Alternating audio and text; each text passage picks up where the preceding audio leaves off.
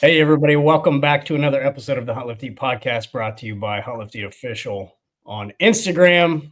Carter and Carrie back for it's going to be a great episode, but a tumultuous start here. I can't win today, man. You're moving this week. You're trying to pack up your house. You don't feel good, and then a tree just fell over in your front yard, literally as we were recording. Yep. We hit record and a tree fucking fell over. It missed the fence and it missed the shed that I have out back by like inches. God. So there's that. But let's not forget about my open up to start cleaning out underneath the sink and find a massive leak, and I got mold forming. So now I got to fight with that and replace the faucet and a bunch of the hosing and pipe, and had to go down to the Menards, which is kind of like Home Depot for the Midwest, and buy some plywood and some 2x4s and rebuild all the shit in there. So, and I am not a handyman, so hopefully it's it looks good to me, but I don't fucking know. Good enough. Always something, man. Hey, not too long ago, we did an episode about having a positive mental attitude. That's true. PMA, positive mental attitude. It's telling me it's time to get out of Kentucky and hurry up and move. That's it. Glass half full. You know what I mean? Glass half full kind of guy. That's how you got to be. Oh, yeah. For sure. All right, let's jump into this one. That was the voice of our guest this week, Mr. Weston Homa, host of the Run the Rack Outdoor podcast, man. Stoked to have you on. Yeah, stoked to be here. Glad to connect with you guys, and looking forward to chopping it up. Yeah, man. Too easy. We were talking about this right before we press record, but Carrie and I like talking to other podcasters because we get to, pick brains and talk shop a little bit. But podcasting's hard, man. Not everybody, it's a tough platform, right? Like, people are good at different things. Not everybody's great on this type of medium, myself included. Like, I don't feel like I've been doing this for 4 years and I feel like I'm still pretty mediocre at it, right? It's tough. But other podcasts, people who have been guests before and hosts, right, are usually good guests on your podcast. So stoked to have you on, man. Yeah, I try. I think I look at a lot of things, a lot of the traits, just skills. Like, everything can be developed, anything can be learned. I will say, though, for the majority of my life, I've been told I've had the gift of gab. That doesn't mean when I first started my podcast, everything was just easy. It's still not easy, but I do enjoy just good, deep conversations, and I always have. And then, I thought about it for a while, starting a podcast. I was a guest on a few other podcasts for a while, and it was one of those things like, oh, should I do it? Like, can I do it? Like, how do I figure this out? But then, if that's what your heart wants, you just figure it out and do it. And then you're just like, shit, I should have did this a long time ago. Yep. Yeah. I don't want to jump too far ahead. I want to talk about your podcast and your journey with it, man, for sure. But I got some great advice a couple years ago from a guest that I had on when I was just like, I didn't know what I was doing, right? Luke, the owner of the company, went on deployment, and it was like me and Luke and another guy, Derek, running the company. And then Derek got deployed, and I was like, I have no idea what I'm doing. And we're on like 12-hour different time shifts across the world, and it's just a disaster, time zones. And I'm just scrolling Instagram trying to find cool people to talk to. Came across this guy named Anthony Farrow, who you should have on your podcast, Fetching Feathers on Instagram. He's a big bird hunter out in Colorado. He's the man. And he gave great advice, and he was like, hey, dude, don't be afraid to ask the hard questions on the podcast. And that was at a time where I was in this weird imposter syndrome state of mind hosting this podcast. Cause I was like, who am I to talk to these cool people? You know what I mean? Like, I'm an average hunter. Like, I'm a whitetail hunter from North Georgia. And I haven't done anything cool. And these people are killing all these big bulls and doing all this cool stuff and own these cool companies. And he was like, hey, dude, have the gumption to ask the hard questions and have the good conversation. So what you just said reminds me of that, man. Hey, love having those good, deep conversations with people. And I think that lends itself well to your platform. And I think you do it really well on your podcast. Thank you. Yeah, I think I'd be lying if I said over the last few years, me chasing my dreams, so to speak, hasn't also given me the confidence to reach out to some of these guys. I'm not saying I've killed 30 bulls and run like all these like dozens of 100-mile or 100-mile ultra marathons that like I dream about doing, but I'm getting there. I've punched a few tags in the West. I grew up hunting, like punching tags and everything, but I now have done over the years these 10-day backpack hunts I've always wanted to do. So that builds confidence. I've run, I guess, fast marathons for an amateur. I've run ultra marathons. I'm about to run a 100-mile ultra marathon. So these things build me the confidence to reach out to some of these people. And then I think it also helps the dialogue, because I think doing that kind of shit does give you a little bit of perspective. And then I also then tell myself too, dude, everybody puts their pants on one leg at a time. Everybody. Yeah. You know what I mean? And that's not to say I never, ever want to take away from like how hard someone's worked, like if they're a master of their craft. But that's the only difference between some of these people like you look up to. They've just worked harder for longer, but that doesn't mean, there's some magic that they have that you could never have. You just need to start working your ass off. So that's how I look at it. And it's a little bit, like what's this guy going to say if I reach out to him or whatever. But dude, everybody's been so nice. I've had Aaron Snyder on my podcast, somebody I've listened to and grown up or just listened to and learned a lot over the years. Brian Barney from Eastman's. I'm dropping an episode tomorrow. I don't know when this is going to drop, but I'm sure, obviously it'll be out when this is. Mark from EXO, Mark Hilsing. I've learned a lot from him. And then actually, sure, it'll be out. I'll just say it too. I just recorded a podcast with John Barklow. Like all these guys I've listened to over the years being like, God, dude, like these guys like inspire and motivate me, learn so much. And then turns out, just reach out to them. Some people, are more receptive than others, but everybody I've connected with has been so nice, good conversations. And yeah, dude, I've been loving it. And if I can, my intent is to help people. I try to think of like my younger self, like getting into the Western hunting. Like I grew up hunting whitetails here in the East, but how can I help kind of that next wave of people coming in and, help guys with their fitness or endurance or things like that. And that's my intent. And yeah, dude, it's been a long way of me saying it's been great. I love it. Yeah, dude, you hit so much on there, dude. For one, way back when you first started talking, doing hard things builds confidence, right? Like 100%. Doing hard things allows you the ability to do harder things, right? And then, you talked about being able to reach out to guys like we're friends with Barklow, Snyder, and a couple of those guys that you mentioned too. And when you reach out to those dudes, like you doing those hard things gives you that appreciation for what they did. You know how hard they worked to get to the position they're in. And it's not that they're better than you or better than anybody else. That's the path that they chose, like the path I chose took me to where I went and made me who I am. And it's not better or worse than a guy like Snyder or a guy like Barklow. They went a different path and a different route. But at the end of the day, man, like everybody that I've talked to within the outdoor industry wants to help other people. I have not met a single person that doesn't want to help somebody else. And so, yeah, man, like reach out to these dudes. Like if you're a podcaster or if you just got questions, man, you don't know where to turn. Shoot one of these guys a message. Yeah, you'll be surprised. Even before I started my podcast, I had talked to Brian Barney like multiple times just talking about mule deer. Never thought somebody would like answer a DM, but that dude is one of the nicest dudes. And I don't know anybody that works harder than that dude. Like, yeah, it's awesome. How lucky are we? We live in this day and age where you can just connect with people that are like I always think of this example, like, you're not having to like look up shit in an encyclopedia or like ask your Uncle Dave, like, hey, I want to get fit and have a six pack. But meanwhile, your Uncle Dave is like a fat alcoholic and he'll tell you what to do, but he's never done it. So that's not the advice you want to get. We live in a world where you can reach out to like the best in the craft. And 9 times out of 10, those people were like, oh yeah, here's what I did, man.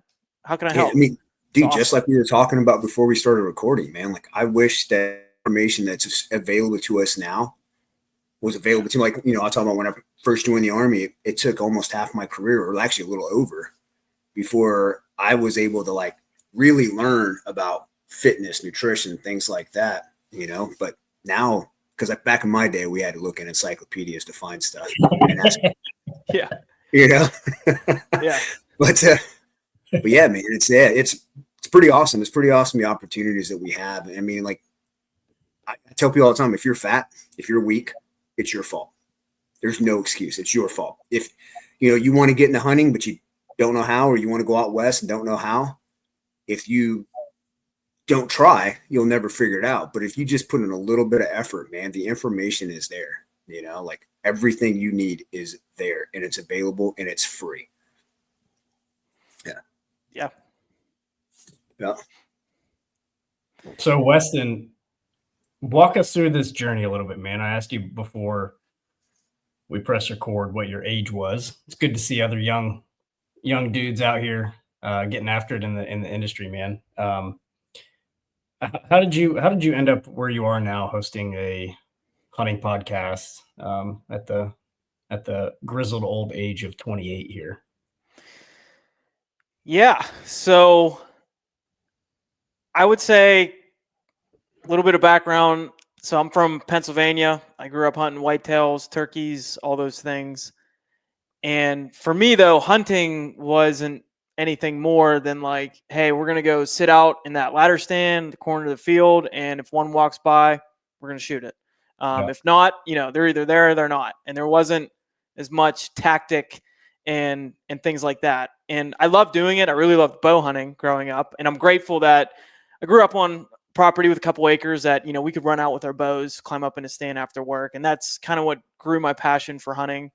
I really was inspired by Steve Rinella growing up watching Meat Eater, just how passionate he was. And even at a young age, I can pick up on, like, you watch that show, and it's like not just about like the kill, you know what I mean? Like I loved his spirit and his adventure and all those things. And always wished one day, like I wish I could go hunt the West and everything. And I started doing that. I started going out there about 4 or 5 years ago.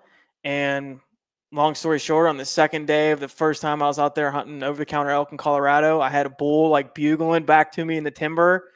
And I was just like, I'm hooked. I love the idea of like just not being static in a tree. Like I could like move, and I just love the mountains and the adventure and everything of it. So that's really when like a big switch flipped for me. And honestly, that switch like really cleaned up a lot of aspects in my life. Like that's really kind of when I started to become more disciplined. And it wasn't like an overnight thing, but just over, my younger to mid 20s.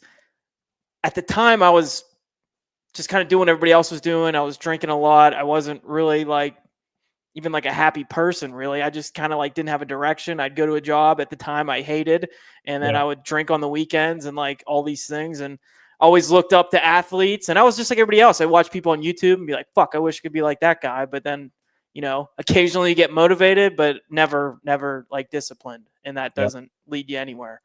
So I really, in my maybe like 3 or 4 years ago, so like I did that trip, and like I'd started running a little bit. I had never ran before, like didn't grow up doing track or cross country or anything like that. But of course, I see some of these guys that hunt the West. They're like athletes, like Cam Hanes. I remember reading his book in my parents' basement when I had been laid off from a job and I had moved back in with them. And I was kind of at this, like, I'm not trying to make this more than what it was, but yeah, dude, I was at a fucking like low. Like I was miserable. I was like, I have a college engineering degree. Like, why am I in my parents' like basement right now? But quickly I was getting another job, and like that was temporary. But when I took a step back, I was just like I want to do shit with my life. Like I'm not like, that's really when I started becoming more disciplined and everything. So I was so inspired by guys like Cam Hanes and, Aaron Snyder's and in that world, because I started listening to him and hunting the West. And since then I'd hunted the West every year and really took to this running and started just slowly getting rid of my bad habits and developing good habits. Like, dude, I really don't like, alcohol is really not part of my life anymore. I've done I think around that time too, like that's the first time I did 75 hard. If you guys have heard of that, I've done that multiple times. I think that's maybe it's not for everybody, but if you really need to start flexing that discipline muscle, I think it's a great way to start. That really helped me a lot. And then just kind of kept things rolling with the running. Always dreamed about running a marathon. Finally did that. That was in 2022.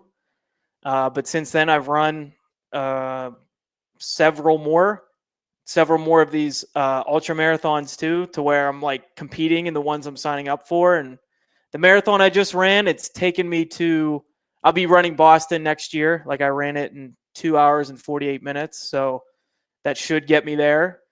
And I guess this is still like I'm rambling, but the whole point is like kind of my journey of this podcast then, because now that I started like going out west and doing some of these things, kind of giving more of a layout of the plan of the life that I want to live and start actually checking boxes.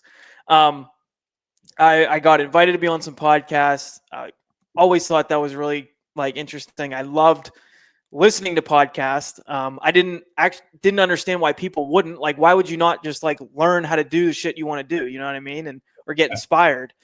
Yeah. So I got to the point where, you know, I said, this is what I want to do. I really want to connect with people, hopefully motivate people, just share what I know, connect with more people. Like I love, dude, now with my platform, I put it out there. So I've had the podcast. First episode was dropped in March of this year. I'm just keeping it rolling. This past weekend, dude, I had 3 or 4 people message me that are just listeners of my podcast. And obviously I leverage like the running and the fitness and endurance with hunting. And I love the adventure and I share a lot of personal development content as well. 3 or 4 guys messaged me saying they ran their first half marathon this weekend or full marathon.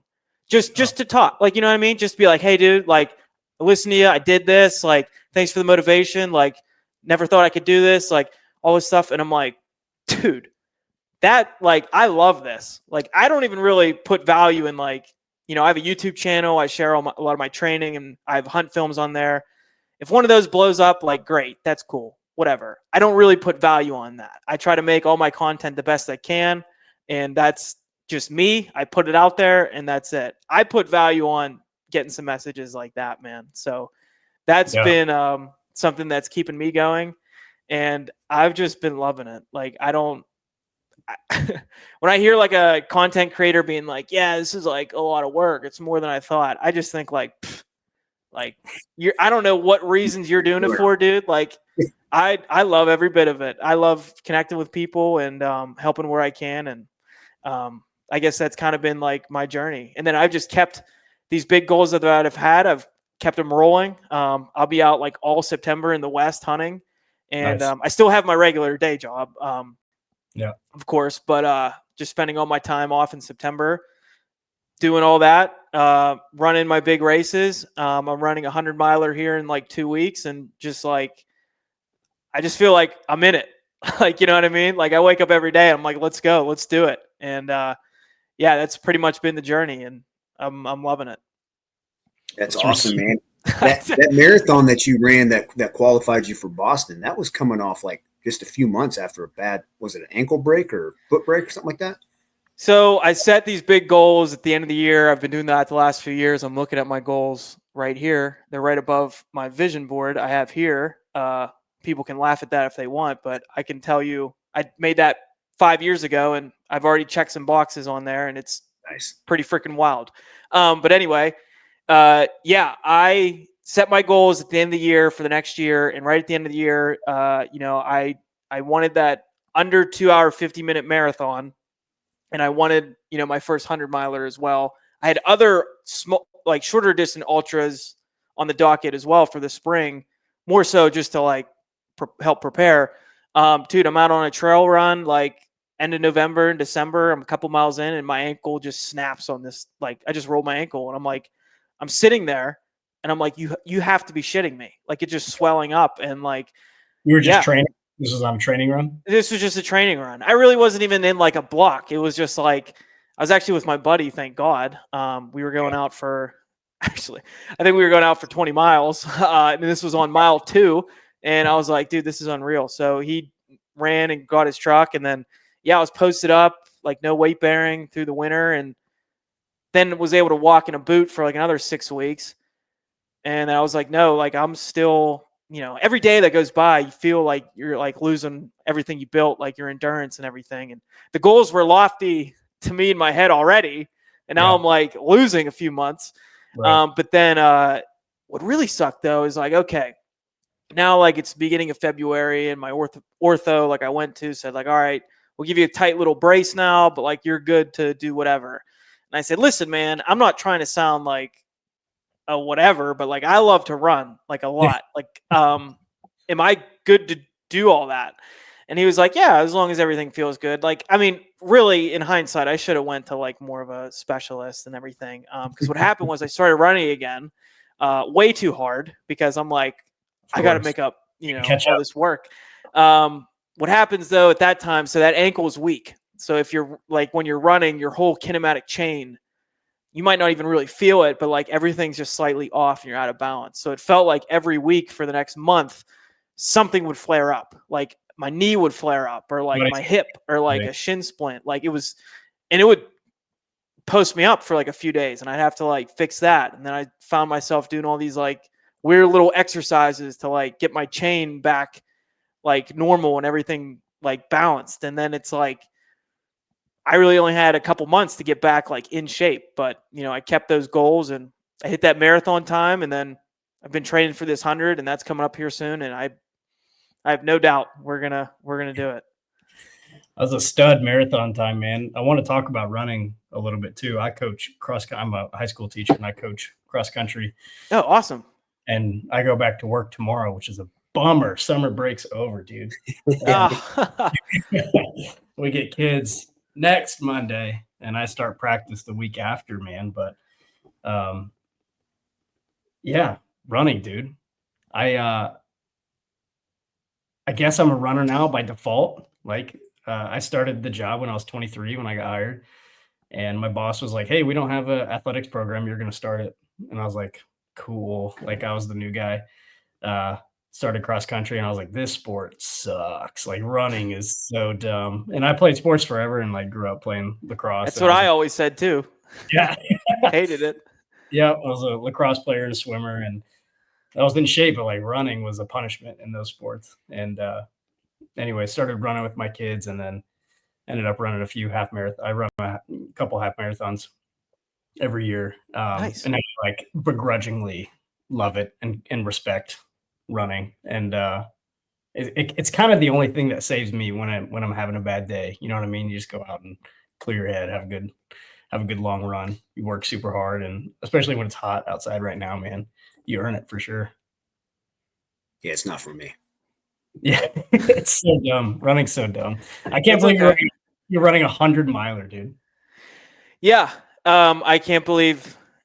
I mean, it's weird saying I can't believe because I mean, like I can, like I've put the work in, but if you were to tell me like 5 years ago when I was like this depressed little shit, like in my parents' basement that, I dreamed about doing it. Like I saw people doing it and thought that was badass, but I don't think that's really like how it works. Like chasing your big dreams. Like I think we talked about, you get confidence like from doing, like you have to start doing it. Like you can have these dreams and that's great. I think people should take the time to be like, these are my dreams. This is what I want for my life, all these things. And they get some sort of direction. But like, if I were to go back in time, like that, to that younger version of me, like 5 years ago and be like, you're going to do this like in a few years, I'd have a hard time believing it because I provided no evidence that I could. Yeah. So I think it's important for people to understand, like when they start at level 0 with anything, hunting, fitness, endurance, starting a business, fixing up a house, like whatever, like you don't have all the true belief in yourself at level 0. You just need to start, and there has to be some sort of fire in you to get you going, and you just got to want it. Once you start though, the belief comes as you keep working and showing up, and then you still truly start to become confident. You build positive momentum and you just keep carrying it. And for me, my journey as a runner, that's really all it's been. And we've just been expanding the time horizon with it. So now I'm here. Yeah, dude, that's the message right there for everything you just listed. Literally, that applies to anything that everyone is doing. And like I said, I work with high school kids every day, and a lot of them, I spend a lot more time with them than their parents do. It's pretty apparent. And a lot of them could take a lot of notes from them. They should have a vision board. They should have a 5-year goal plan. They should have aspirations, fitness aspirations, education, work related, whatever those aspirations are. They should have those aspirations and go after them. And like you said, just starting, right, and staying consistent with it. I think that's the name of the game. I tell these kids all the time, I'm like, look, if you can have a normal conversation with somebody, you're already light years ahead of your peers, right? Like that's the baseline we're at right now, right? If you can go out and run a mile, right? Or walk a mile, whatever your starting point is, right? Or squat or rock or like whatever you're doing, right? That's the baseline, right? And then we build upon that and then the confidence comes, right? Yeah, and people have to be okay with, yeah. The expression is like not be afraid to fail. You can frame it this way too. When you start something, it's okay that you suck. Like, I don't think people are okay with sucking. Yeah. And that was my problem for a long time. I didn't want to try new shit or chase goals because I would start and I was bad and I'm like, oh, I'm not a fill in the blank. That's not how it works. Like, you build into that. Everybody has their level 0. Somebody's always going to say, well, LeBron James was born 6'8" and I'm not 6'8", so I'm not okay, if you want to keep taking the extreme example, I have no advice for you. But if the goals are just becoming fit or becoming a backcountry hunter, like, dude, my level 0, I would just go backpack camping by myself in the East, like here. Like, I was comfortable in the woods and all these things. I grew up deer hunting and stuff, but I honestly had to ask myself, if I want to be like an Aaron Snyder one day, go hunt high country mule deer for 10 days, like in a Hilleberg at 13,000 feet, like that sounds so badass. When's the last time I've like hiked anywhere and just pitched a tent and lit a fire and like all these little things? And it's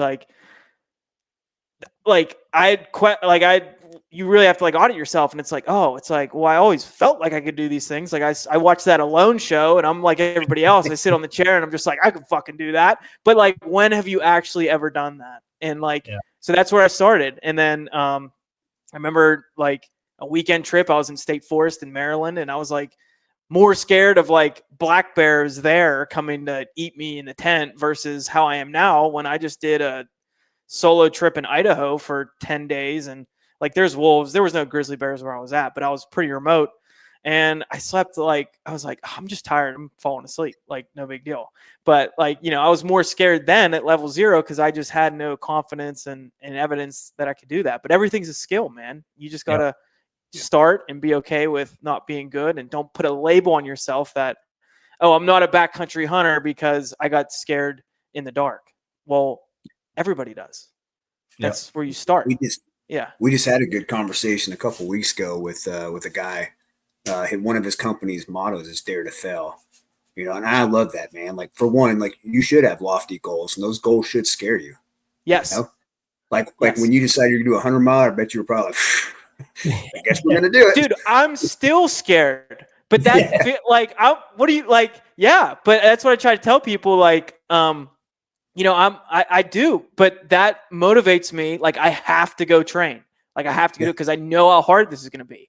I was just telling this to a buddy the other day. Like, I talked to some people. I actually ran into some people on the trails around here that are running that race. And we're talking about like how much volume of miles we're doing. And I'm saying what I'm doing. I'm not trying to sound like a Billy Badass or whatever, but it's because I'm probably the most scared. Like, that's why I'm training like harder. And everybody's like, oh, you're doing all that. And I'm like, yeah. Well, what are you doing?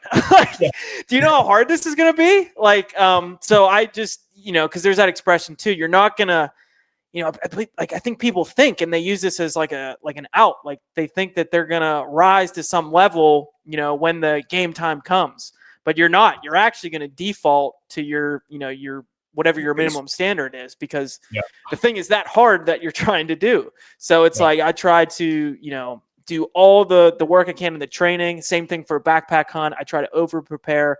I over prepare for these races. And then really I go into these events and I'm just like, let's go, dude. This is going to be awesome. Yeah. Like it's going to be hard, but I'm ready. Like, let's go. I'm confident. Yeah. And it makes it way better. Yeah. It's the same way, man. We used to we used to say the more you sweat in training, the less you bleed in combat. Yeah, it's the same sense, man. Like you want your training to be as tough as it can be within reason, so that way you don't hurt yourself and continue to grow. Because it makes that actual trial that you're getting ready to go do that much more attainable. But it takes a while to build up to that. You know what I mean? 100%. Again, when I kind of started this journey of becoming the person I want to be, and I'm not saying I'm there yet. I have a long way to go, and there's shit I try to learn and grow every single day. Like I'm nowhere near where I want to be yet. But when I started running, and I dreamed of running just really a marathon, always thought a 100-miler would be cool. But like you just start, you got to start smaller. But when I start smaller, something, dude, it wasn't even. But my long run at that time, dude, it was a half mile to my gym, and I was kicking my ass every day. Yeah. And this was only, several years ago, which was really nothing in the grand scheme of life. But that's where I started not that long ago. It was the half-mile run to the gym a couple days a week. And then I'd run the half-mile home. So it was like 1 mile run twice a week. And then there was this 3-mile loop on this trail near where I worked. And that was like dude, I'd wake up that morning and be like, oh man, like this is going to be, I don't know. Like, am I going to make it? And it was a 3-mile loop, but that's where you start. And that was my Sunday long run. And I've just always done, at least a long run like once a week ever since. And it just slowly gets better and better. But that's where you start. And you start and you suck when you start. But if you keep going, just think of it as like you're just going to suck a little less until somebody says like, oh, you're actually, you know what they say? You're good. Hey, you're a natural. Yeah. It's like you didn't see me like getting my ass kicked for years and years, but that's how people talk. Yeah, it's funny. It's funny you say that, man. We were out to dinner, I think the other night, my wife and some friends, and I was like, I have 2 kids, right? I have a 5-year-old and a 2.5-year-old. And sometimes all I have time to go do is go bang out 3 miles, right? And that's what I need to go do. And I said, like, I don't know, casually to my wife, I was like, hey, if I ever get to the point where I just can't like go bang out 3 miles, right? Go bang out a 5K in like a reasonable amount of time, like 22 to 25 minutes or whatever, just put me down, right? Like jokingly.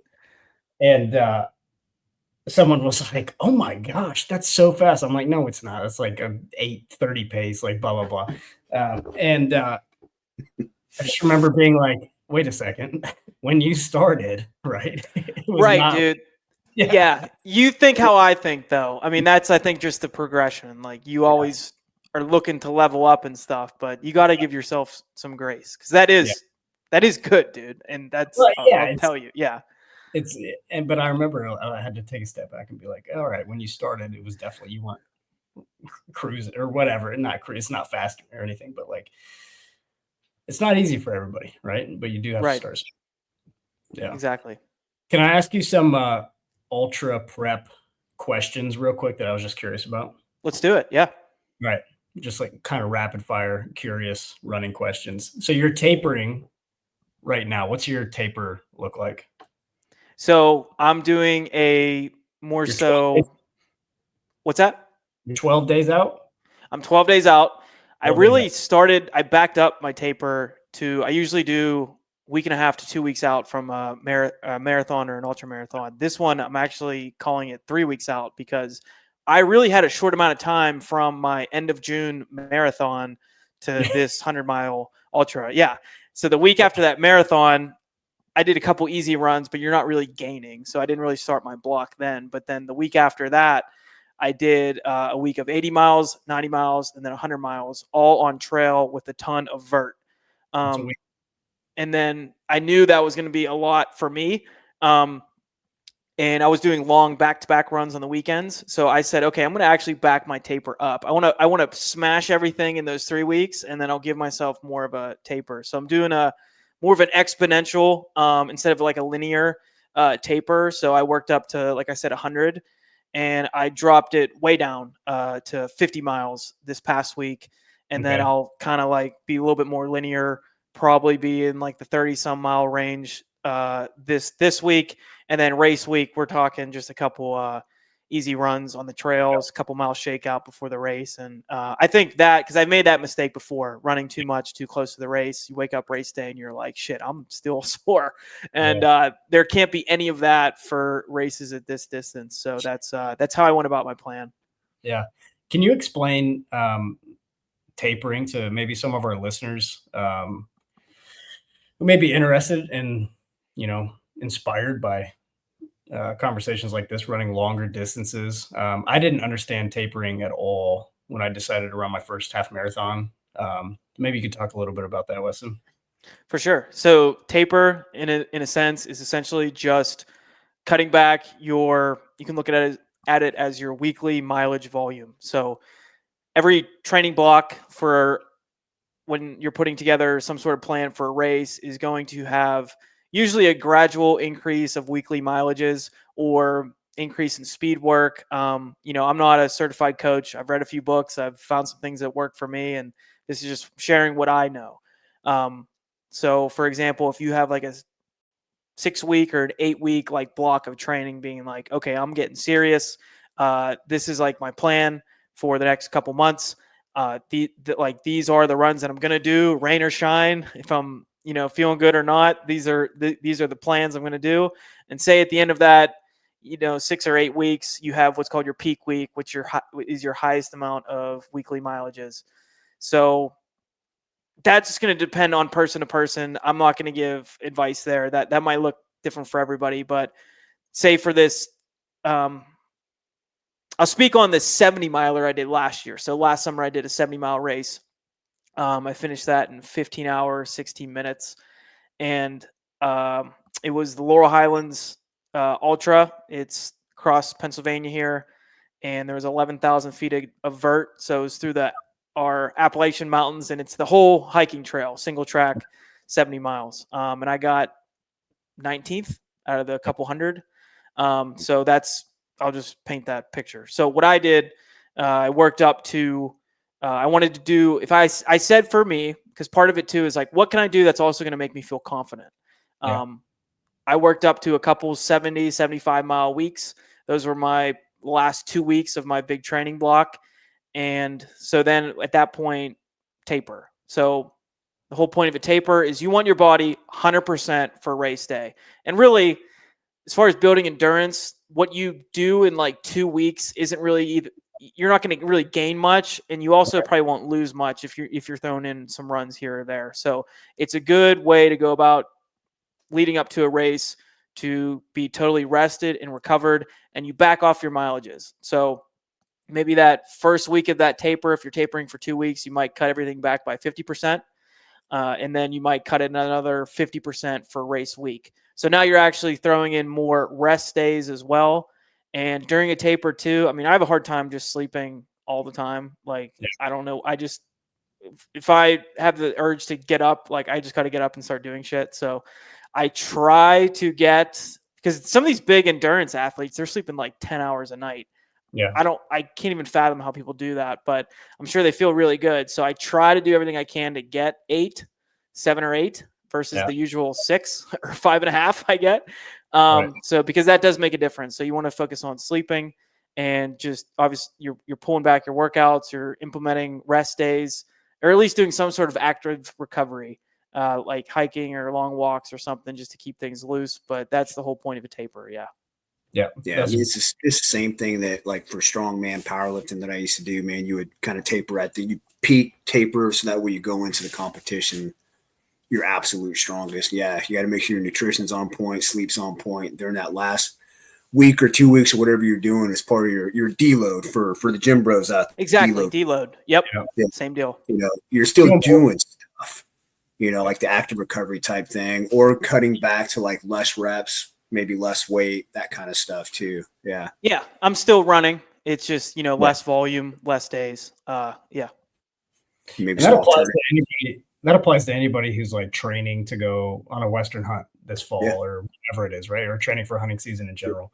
You don't want to be right. And I've made that mistake before, like doing my longest ruck the week before, my elk hunt in Colorado. It's like, hey, maybe like don't do that, right? Because then I jacked up my ankle, and then I still had to go on the trip, and it hurt the whole time, right? So like, taper, work super hard, taper, build off. Yeah, that's exactly. All right, pace goals, not to pump your tires or anything like that. Just like I'm curious, because 100 miles is insane, Weston. Do you have a pace in mind? Like, what are your goals for running 100 miles? Yeah. So it's hard because I can't sit here and truthfully say I know everything that's going to happen. I've never run 100 miles before. Right. So there's going to be obstacles and things. What would make you happy? Yeah. So what would make me happy? I have a pace chart printed out for, I don't think this is going to be the race to get a sub 24 hour 100 mile. I think most years the winner, maybe even just like the top 1 or 2 get sub 24 hours. There's 20,000 feet of elevation gain in this race, which is more than a lot of the big, like the Leadville 100 in Colorado. That race has altitude. I'm not saying it's harder than that race, but that has 18,000 feet of gain. This one has more. So it's going to be more of a grind in that way. I think what would make me, I'd like to be in the 25, 26 hours, and that would put me in the top 10, maybe sniff the top 5. I'm also doing this I'm also doing this without a crew or a pacer. You're so solo. No support. Yeah, totally solo. The race was sold out when I went to sign up, but they had a few spots left that said like, hey, you can do it, but you can't have a crew. That way they keep the parking. It's like a permitting thing. They don't want a bunch of people at the aid stations. So I was like, well, fuck it. Like so I'm doing it solo. So that might be a factor too. But I think that would be, because I'd like to do well in the solo division. So I'll see if I can sniff a top spot there. But I'd like to be, in that 25, 26. If shit really starts to hit the fan, I'm going to do everything I can to break, 29. I really don't want to see a 3 on my first 100 mile, like 30. I'm going to do everything I can to not get there. But I've never ran through the night. That 70 miler I did 15 hours. I think that was like a 12 or 13 minute pace. I finished by the time it got dark. So that's going to be a factor here. But that's kind of my goal. And like I've won some local smaller races, but this race is like brings in a large crowd and people that have been doing it for a long time. So there's that element of like, I'm always going to shoot for the stars and everything. And, but it'd be tough. This would be a tough race to win for me. So I'm just going to give it my best and run my race, and we'll see how it goes. So how do you support yourself while you're doing that? Like, are there stations along the way with like water, food or anything like that? Or how does that work? So maybe you can work in my next question is hydration and nutrition. Yeah, exactly. Yeah. Right. So every ultra marathon is going to have these things called aid stations. So sometimes they're every 5 miles, sometimes they're every 10 miles. Sometimes it's a mix. It just depends on where. So aid stations are always going to have food, some snacks, some gels, some electrolytes, things like that. Ultras are kind of known for just having like just candy and like Coca-Cola and things like that. And you would think like, but Coca-Cola does sound pretty good because when you're 60 miles in, because it's just straight sugar and that bubbles can kind of like settle your stomach because sometimes people get stomach problems. And so ultras are known for just crazy stuff like that. But so there's aid stations. I think for this one, there's 15 aid stations over the 100 miles. And that's kind of your thing where you can refuel as you go. I'm still going to bring a water filter because there's some aid stations that are 10 miles apart, and that's going to take me a couple hours. And if it's really hot and it's really humid, the things that I've found that have worked for me on those kind of days is I like to shoot for 32 ounces, which is my 2 water bottles here per hour of fluids. And if I'm doing that, it takes me a couple hours between aid. I got to stop and get water. So I will fill up water from a creek and things like that. And then I'll carry my own packets of electrolytes. I have like a goal kind of carbs per hour, salt per hour, things like that. I also carry, I got to keep it light on, I can't just grab whatever food. I don't have like a gut that can handle that. I can do that for like a 30-mile race, but beyond that, you don't want your stomach to be a problem, because if you can't eat, it's only going to take a few more miles later where you're going to bonk and your body's going to shut down. So that's the whole point of getting calories in. So I got the gels, I got heavy carb like drinks, and then some light things like dried fruit, nuts, maybe those honey stinger waffles. Those seem to do pretty good, but I'll get to the point where I have to start eating more solid food just because the how long it is. But that's the essence of how you fuel. Yeah. You had a good friend of ours on your podcast recently, Kyle Camp, V2P Nutrition. Oh yeah, dude. Kyle's the man. He is the man. Yeah. And I carry those gummy bears in my pack for every hunt I'm on now because of him, because he explained the, carbohydrate breakdown and blah, blah, blah. And he's like, hey, don't shy away from this because the hunting industry is so focused. First of all, the hunting industry is 10 years behind everything, but they're so focused on protein intake and blah, blah, blah. And he was like, dude, stick these in your pack when you're feeling your blood sugar get a little low. Get you some of these gummy bears, and then you're good to hook. We talked a lot about carbohydrates because it's just like, dude, everybody just thinks like if you're not eating carnivore, you're not doing it right. And like if that works for you, that's great. But if you're having a hard time, like you think about it like a long like elk hunt, like day after day, like your bodies are fueled by carbohydrates, and that can really make a difference. And yeah, there's some added sugar there, but dude, you're burning so much. Dude, I feel it when I have some of these. So Tailwind is a popular ultra marathon carbohydrate drink, and there's added sugar in there. Dude, I can feel it like when I get that thing in, like it makes me want to go. So that's not something people really need to shy away from if they're doing some sort of large effort. I think that's key. I think people sit around and eat gummy bears, and that's probably not good for you. Yeah. So I'm a big fan of honey packets. So I'm not doing 100-mile runs, but I do a lot of rucking and long distance walking. Yeah, that's perfect. I will walk 100 miles with you, but I'm not fucking running, not one step.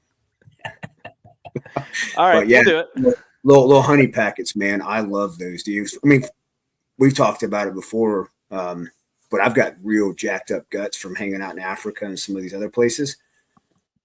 I'm not eating fucking gummy bears because then I'll just be shitting on the side of the road. Everybody's walking, running past me. But yeah, honey packets, shit, man. Oh yeah, that's good, clean carbs. Yeah.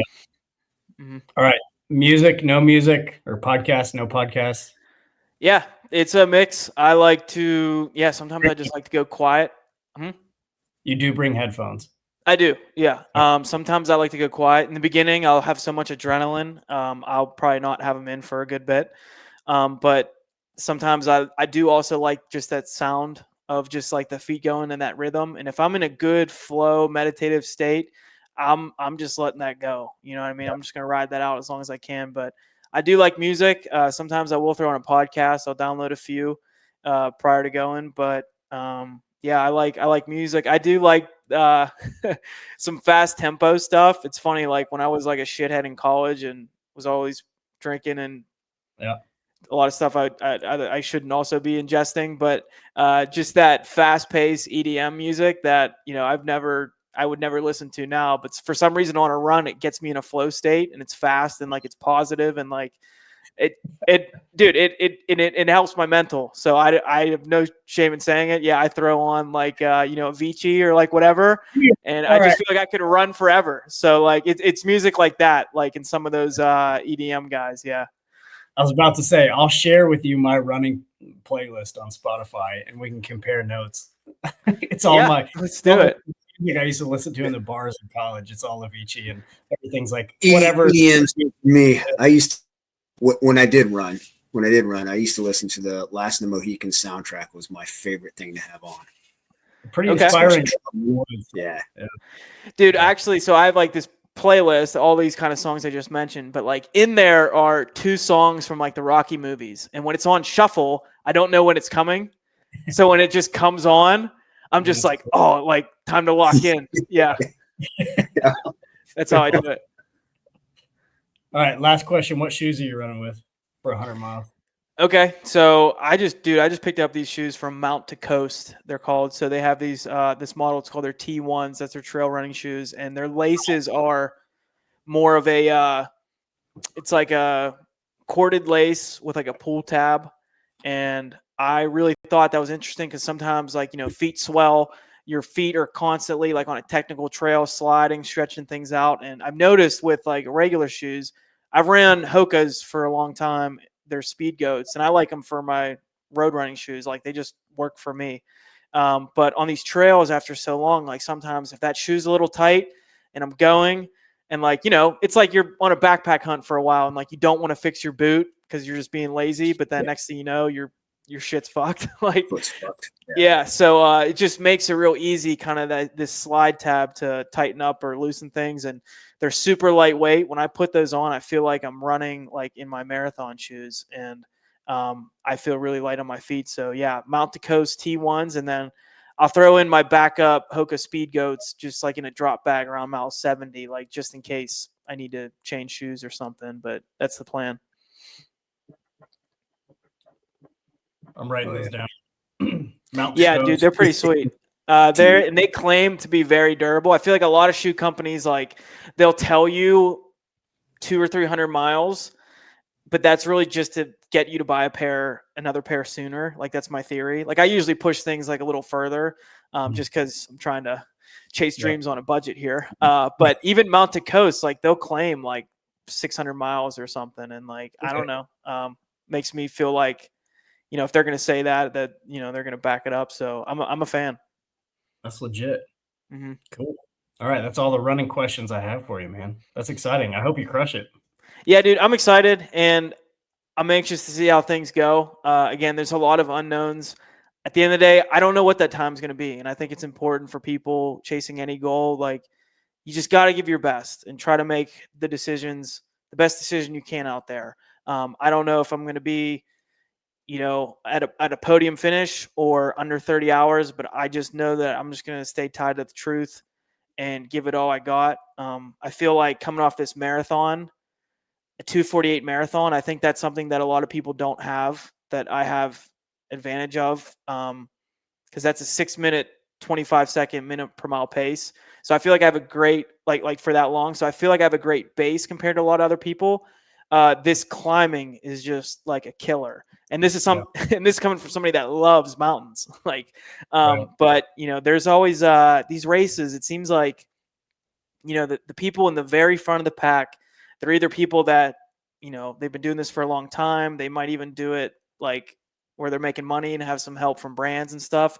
Or it's just these fucking dudes who like you've never heard of, and they're just like local to the course, and like they just live on it, and like they don't even have social media or nothing, and they'll just come out and blow past everybody. So, there's always people like that show up. But dude, I just love the whole community of it. I can't wait to get up there the night before. There's usually like a dinner and people meet, and that's what's cool about Ultra, dude. Everybody's, it can be competitive, like especially that front of the pack. But everybody's out there running their own race, and everybody has so much respect for everybody out there because everybody's given that same level of effort, whether they're out there hiking most of the damn thing or they're going to come in first place. So everybody's positive and supportive, and that's what I've really come to love about running too.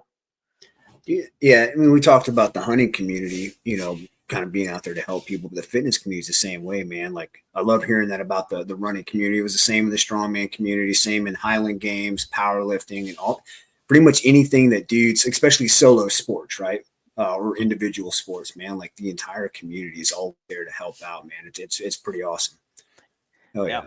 Because everybody knows the struggle. Everybody can relate to like either somebody that's quote behind them or in front of them, and it's just an awesome thing. And then if you are somebody that comes in and tries to like talk shit or doesn't help, it like you're immediately like ostracized because you're probably like cheating or something, because everybody's been so humbled if they've run an ultra marathon. It's like, if you're gonna be an asshole, it's just like you're not doing it. Like, get out of here.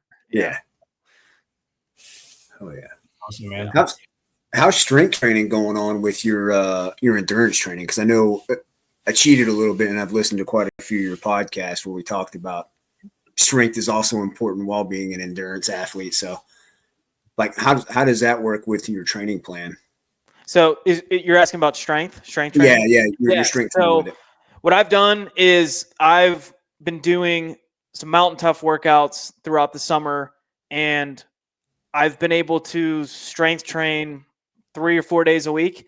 I'm making sure I hit 1 or 2 really good lower body workouts a week, and then I'm doing an upper body like circuit more or less, where it's usually my strength training in the gym. I'm there like over this winter, 6 days a week, very hypertrophy bodybuilder style.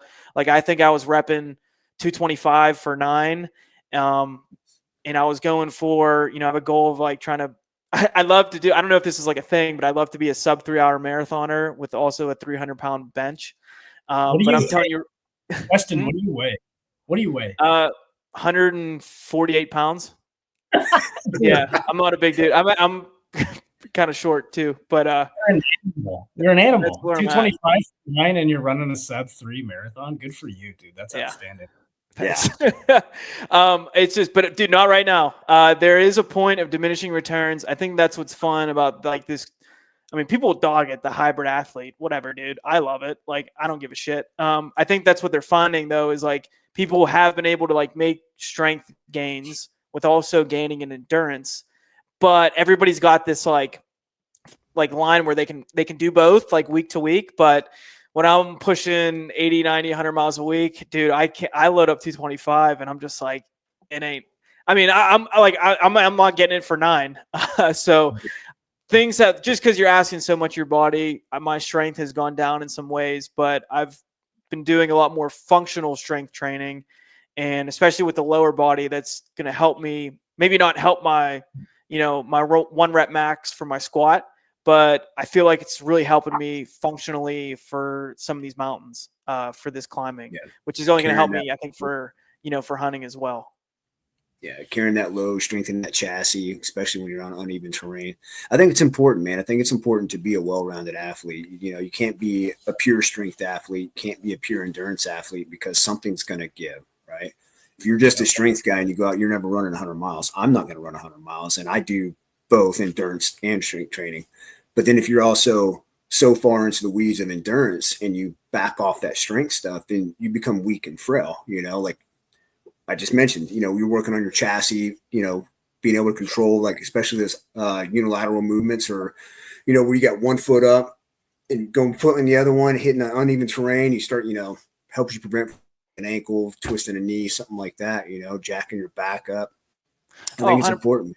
100%. Like I've actually loved training a little bit more like an athlete than quote a bodybuilder. But I mean, I know I'll go back to that a little bit more in the winter. I like to look at things in seasons. Like I have big goals for ultra. I've loved it, but I already know in the winter, like I'm going to back off a little bit, really get a lot of that strength, not just back, but also gain. I found I have been able to gain year to year, which is fun, but I just kind of got to break it up in seasons a little bit.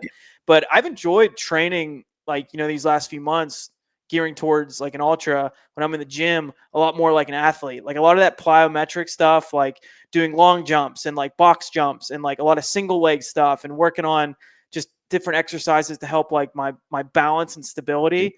I never did any of that shit, dude. And I always thought like, yeah, it's probably smart, but like, no, we got a deadlift today. But I mean, I still, we'll throw that in, but all these other little things, I think it's really helping me get ready for the mountains. I'm sure it is, man. Yeah. Good point. I wish I would have had the coach in high school who spent the time being like, hey, let's work on this functional strength or this mobility instead of, hey, we're doing power cleans today. It's like, fuck, dude. How much did I set myself back by like lack of education, there, right? And I didn't have that mindset shift until I was probably 28. And then it's all about functional fitness now, rather than like my 1 rep max doesn't matter anymore. You know what I mean? Like, my engine is what's important to me now, like my endurance, and then being able to move under load. That's what matters. Like that's what counts on the mountain.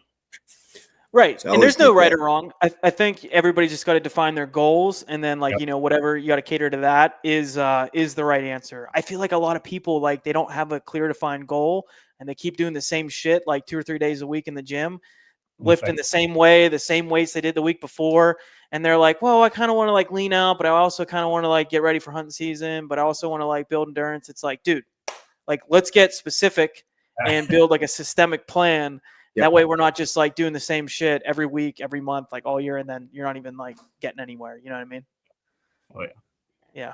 Yeah. Carrie, we sell programs, don't we? We do sell programs, and we sell them to where you can work them in as phases. In fact, he talked about doing more of a bodybuilding style in winter. Yeah.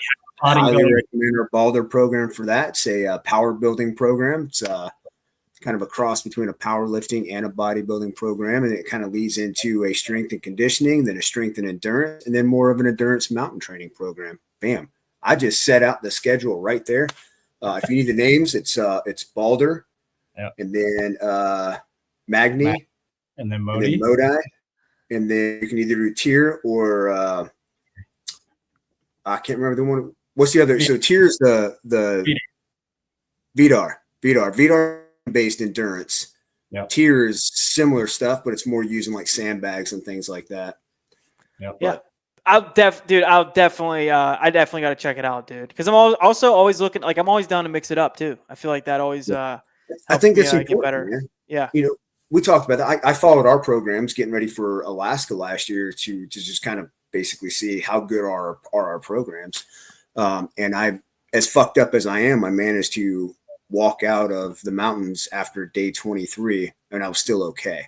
You know, so I think that's a pretty good testament. Time, dude. People don't like, I mean, I've never hunted for 23 days in a row. Like that's badass. You don't have a choice when you're waiting on a plane to come get you and the plane doesn't come. Oh god, that's Alaska, baby. Yeah. Yeah. I'm going for moose in 2027. You need a buddy? Me and my cousin got it locked down, but if he backs out, I'll give you a call. Yeah. Well, hopefully. So I started my guide apprenticeship process. So hopefully by that time I'll have my actual guide license. Awesome, dude. Yeah. Yeah. But yeah, no, but mixing it up, man. I'm trying Mountain Tough this year, seeing how that goes and compare and kind of see how I feel going into season versus how I went into season last year. And then next year I'll probably try something different, you know, mixing it up, but it's kind of still keeping with those goals. You know what I mean? I'm still, you know, you talked about the seasons, right? My go season, you know, for me, and we talked about it before on here, is like I base everything the same way I did when I was in the regiment. You know, I have red, amber, green cycles. Green cycle is my deployment. My deployments nowadays are no longer Afghanistan, Iraq, or whatever. It's the mountains, whether it's Alaska, Wyoming, whatever it is. It's hunting season. As soon as September hits, I'm in green cycle and I'm going. You know, red cycle, you're building up, amber and all that stuff, you know. So, yeah, just like you, man. I'm basing it off of seasons just like that. Dude, I love it, dude. I love hearing that, and I love how we've kind of found this thing that's so awesome. It's badass, these adventures, these things that require physical fitness, and like it gives us a direction like in the gym, and it gives us like a little bit of a purpose. And like I think that's a good thing if you have some sort of carrot out there that you can train for, and it's like, yeah, I'm training for that hunt. Am I doing maybe more than I need to?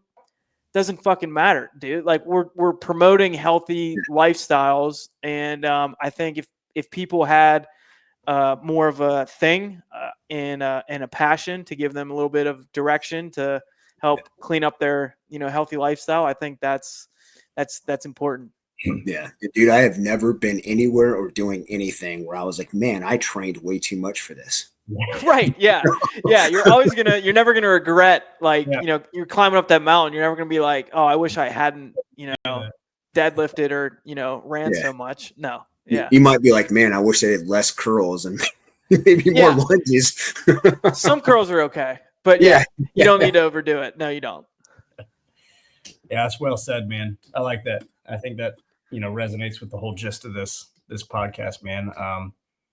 We're rolling up on an hour here, Weston, but, you know, before we jump off here, could you, you know, tell us a little bit about, you know, where the name Run the Rack came from? And then, you know, tell us if you got any exciting news coming down the pipeline or where we can check you out and listen to your stuff. Yep. So it's Run the Rack. I've whipped that up one day at the gym, just because I was like, I'm gonna hammer out these curls here, and I'm gonna like do a bunch of drop sets, and I'm gonna run the rack.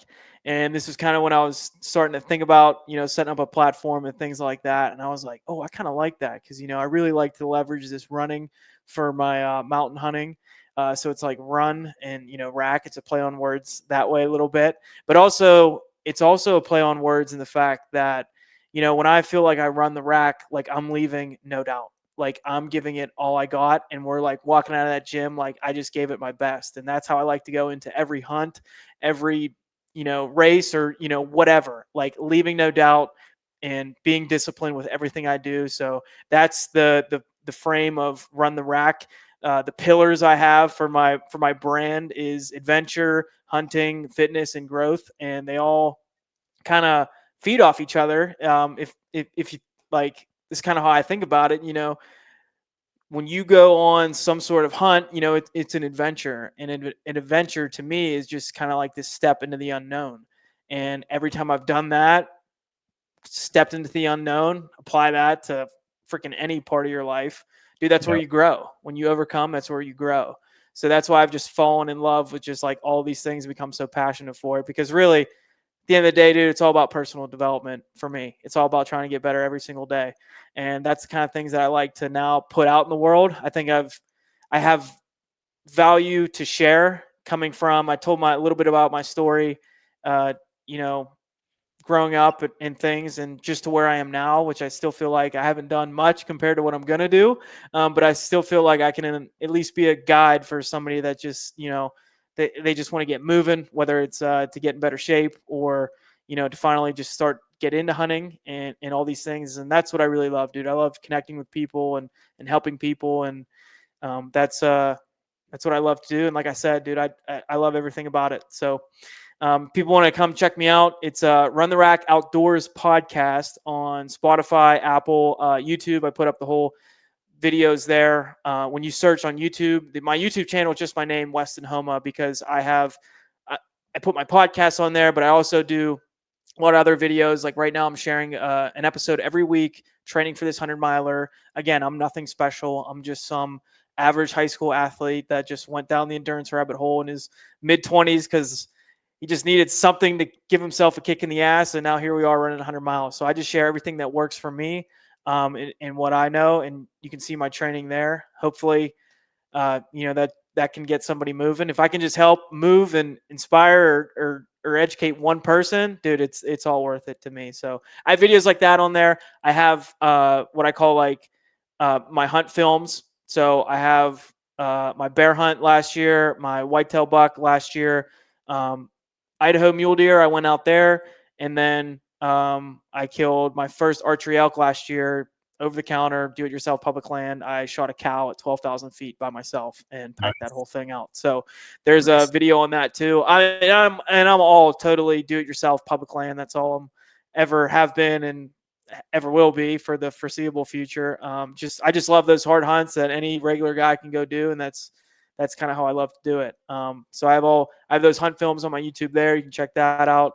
And I've also I share kind of these races too. So I have a video out there from the marathon I ran, kind of my journey as a runner a little bit. It's called the Sub 250 Marathon. And then I'll be putting out a video for this 100-miler as well. So that's all coming down the pipe. So the 100-miler is August 9th. The end of August, I leave for Colorado. I got a high country mule deer tag. I'm going to backpack in the mountains up there. High country mule deer, 13,000 feet, spot and stock. Be out there for 8 or 9 days. Me and my buddy got that lined up. Come back into town, regroup for a couple days, and then head to Idaho to hunt archery elk during the elk rut for the end of September. Nice. So I'm doing all that. I have a regular 9 to 5. That's all my work vacation for the year. I come back home, and then I hunt I hunt my whitetails on public land here, and then been hunting some black bears here year after year too. So that's the plan for 2025. Going to share all that, share what works for me, and I got a lot of cool guests coming on the podcast too. So a lot of stuff coming. Outstanding, man. That's fantastic. Kerry, what you got, man? Man, just the one thing that Weston just said that I think is probably the coolest line out of this whole podcast, man. I haven't done much compared to what I'm going to do. Yeah. Yeah. That's the truth, dude. That's not me like blowing smoke. Like it's almost a blessing and a curse. Like I dream so big, it drives me nuts, but I already know, like I can look you in the eye and be like, I haven't done anything yet compared to what I want to be. And that's exciting.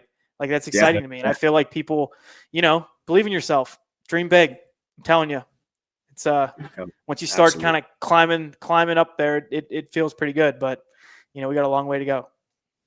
Yeah, man. Oh yeah, dude. It's exciting. You got me fired up, dude. We hope the race goes extremely well for you, man. So we'll be following along and hope our listeners follow along as well.